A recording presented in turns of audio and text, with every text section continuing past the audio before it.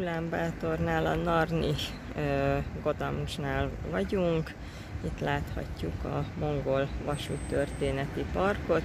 Hát elég kevés mozdony maradt meg, 3, körül nincs 10 a kiállított mozdonyok száma, viszont egy-két történeti érdekességet azért találunk. 32-es mozdony, Sztálint láthatjuk rajta, itt pedig a következő gőzmozdony, egy gőzmozdonyt, amelyik Choibalsan szállította, ott pedig láthatjuk Choibalsannak a szerelvényét, Choibalsan lakókocsiját, vagy kocsiját, és akkor pedig a gőzmozdonyt, amit az előbb felvettem.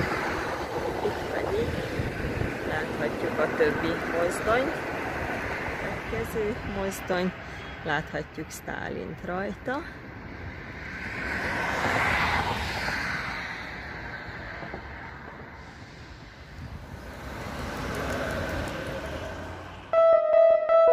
Thank you.